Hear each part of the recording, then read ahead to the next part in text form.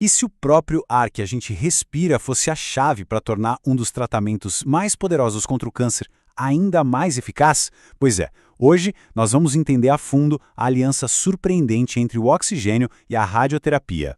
Parece uma ideia um pouco estranha, né? Mas a ciência por trás disso tudo é, olha, fascinante. Vamos montar esse quebra-cabeça juntos e descobrir como algo tão básico quanto o oxigênio pode ter um impacto gigantesco no tratamento do câncer.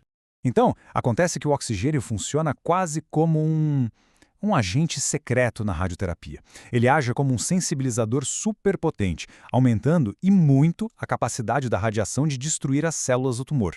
Esse fenômeno tem um nome, é o efeito oxigênio. E entender como ele funciona é simplesmente fundamental para a gente poder aprimorar os tratamentos contra o câncer. Ok, mas como é que isso funciona na prática?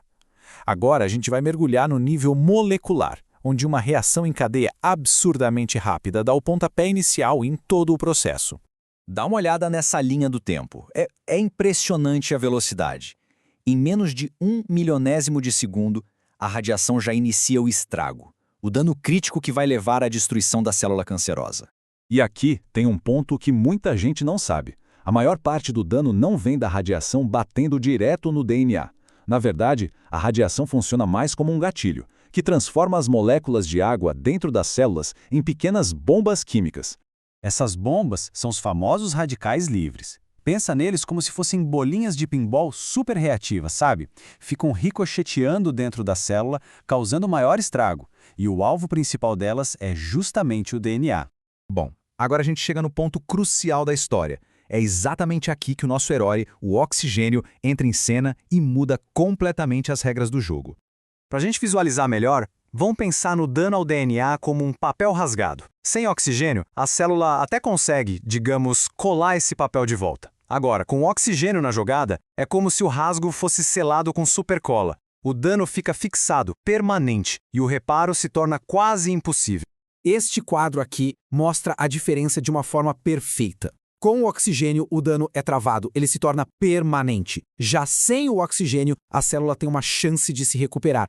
Essa supercola química acaba sobrecarregando os mecanismos de reparo da célula, o que garante que o dano seja fatal para a célula do câncer. Mas, e se o nosso herói, o oxigênio, não conseguir chegar onde ele é mais necessário? Isso nos leva a um dos maiores desafios no tratamento do câncer, a tal da hipóxia. Resumindo, a falta de oxigênio acaba criando uma espécie de escudo invisível que protege as células cancerosas do poder total da radioterapia. E os cientistas, claro, têm um jeito de medir o poder desse escudo. O nome é razão de aumento de oxigênio, ou pela sigla em inglês, OER. Para a grande maioria das radioterapias, o OER fica em torno de 3. O que isso significa na prática? Que as células de câncer escondidas em áreas com pouco oxigênio precisam de 3 vezes mais radiação para serem destruídas. É um problema bem grande. Certo? Então o que tudo isso quer dizer para os pacientes? Como essa ciência toda se traduz nos desafios e também nas oportunidades do tratamento de câncer no mundo real? Imagina um tumor como uma cidade que não para de crescer. Conforme ela se expande, as áreas mais centrais podem ficar sem recursos, certo? A mesma coisa acontece com os tumores. O centro deles pode ficar sem oxigênio, o que torna o tratamento com radiação muito, mas muito mais difícil. Por isso, entender o efeito oxigênio não é só um exercício acadêmico.